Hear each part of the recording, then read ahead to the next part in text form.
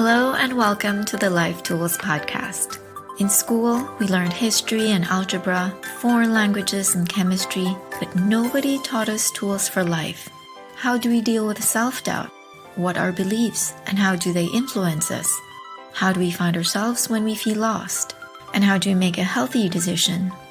Many people learn these things much later in life, after 3, 4, even 5 decades of existence, and often the hard way. For a few, like myself, I had to learn them very early. I created this podcast to share with you the tools that have helped me greatly in my own life. They're small actions anybody can take that bring big results over time. Let's get to it. Hi everyone! This week we are talking about mindset. If you listened to the mini episode titled Hitting Pause, then you may remember that I mentioned the Life Coach School podcast, created and hosted by Brooke Castillo, where I learned that failure says nothing about us. Failure is just information telling us that what we did was not the best course of action for where we want to go. And this is valuable information that can bring us closer to our goal instead of farther from it. I mention this here because this attitude, this mentality that says if I fail, it doesn't mean I'm a failure or stupid. It doesn't mean I was born average and doomed to be average for the rest of my life. This attitude is a big part of what is called the growth mindset. As suggested by the term itself, the growth mindset is open to and driven by growth. All good in theory. I'm sure if you ask people randomly if they like growth, they would say yes. But if you look at the nitty-gritty of it, not everyone is growth-oriented. Because growth often means starting at the bottom or being a little clumsy as you try to get the hang of something, or risking being labeled by other people as slow or incompetent or not a natural talent. It also means running the risk of making mistakes and maybe later admitting that you made a mistake. It means doing things and persisting without guarantee that you will win in the end. Growth is not a comfortable process. But a growth mindset person loves challenges because they give them a different meaning. When something is challenging, they know it is stretching them beyond their current abilities. Challenges for them are the bridge towards the better version of themselves. The opposite of the growth mindset is the fixed mindset. The fixed mindset says you either have it or you don't. If you're naturally good at math, you bask in the glory of being called a math genius. Someone who gets straight A's without even trying. Or if it's a slow start for you, then you think, maybe I'm just not gifted with numbers, so what's the point in trying? The fixed mindset is attached to labels, to preserving good labels and avoiding bad ones at all costs. For example, you are a chess champion in your circle, and later you have the opportunity to play with a different set of people. But you find excuses to not play with them because you're afraid that they might beat you and you will lose your title as chess champion. You secretly think that, at least where you are now, you will always be champion. There is a certain comfort in the fixed mindset because either you are talented at something and so it comes easily for you, or you're not and you think there is no point in trying to improve. In this mindset, there is no place for failure nor for effort. The fixed mindset focuses on perfection. The growth mindset focuses on learning and improving. The fixed mindset chases title and prestige. The growth mindset is in it to become better. The fixed mindset wants to beat others. The growth mindset seeks to be a better version of themselves. The fixed mindset's philosophy is nothing ventured, nothing lost, while that of the growth mindset is nothing ventured, nothing gained. For the fixed mindset, success is proving you are the best. For the growth mindset, success is learning and getting better, and winning is just a bonus. The fixed mindset says, I don't know how to do this. The growth mindset says, I don't know how to do this yet, and I can learn if I'm willing to put in the time and energy necessary. The fixed mindset says, the project failed. I'm not the problem. I'm smart. I graduated from the country's top university. It's the people who didn't carry out my idea well. The growth mindset says, the project failed. I must have overlooked something important. Let me examine all the steps we went through and find what we could have done better. At this point, you may recognize yourself as primarily one or the other. We can also be a mix of both mindsets depending on what area of our lives we are talking about.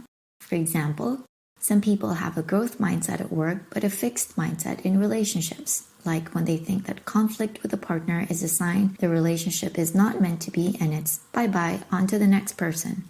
A growth mindset in this case would understand that no relationship is perfect and conflicts are an opportunity to grow together as a couple. Of course, I'm not talking about extreme cases where there is abuse. You might have already guessed that I'm putting out this episode to promote the growth mindset. Not because I think the fixed mindset is wrong and the growth mindset is right per se, but because when we are primarily of the fixed mindset, we severely limit ourselves. It's not a pleasant experience. In fact, we suffer a lot. We constantly look for approval. We fear looking like a loser. We are perpetually tortured by disempowering thoughts like, I can't, I'm stupid, what if they're better than me? What will they think of me? How come this person is gifted at this and I'm not? I am just not lucky, etc., etc. We are basically giving our power away. Our world becomes a very small box we imprison ourselves in. Whereas with a growth mindset, we see our world and ourselves as ever-changing and ever-expanding. We do not let external circumstances define us. When we fail and we don't make it mean we are a failure, our inner experience of a setback isn't emotional death. There will be disappointment, but we will not be frozen in our disappointment and we will be able to move on. Imagine a baby trying to walk.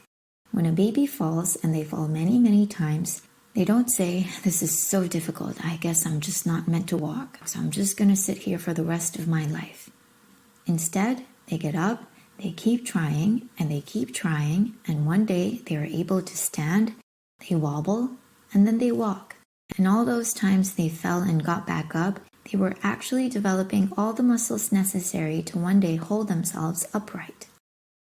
Does this mean then that every fall, every setback is to be taken as a sign we must plunge full force into something and work at it till we come out the other end triumphant? No. Just because something can be improved doesn't mean it must be improved. There are a million things to learn and only so much energy and time in our hands. The right question to ask is, does this matter to you? Is it something you love and care about? Is it in line with your overall personal and professional goals? For example, I love languages and I love words. It's an area I consciously choose to apply the growth mindset in. I like surrounding myself with people who speak better than me and who write better than me because by being exposed to higher level language, I improve. I also do not give up when things get difficult, as they inevitably do. Same with teaching and working with children. I'm constantly learning and I'm not afraid to look at my mistakes. But in the area of math and history, I'm okay being average. I'm not very quick with mental calculations, and I know so little about history you would think I never went to school.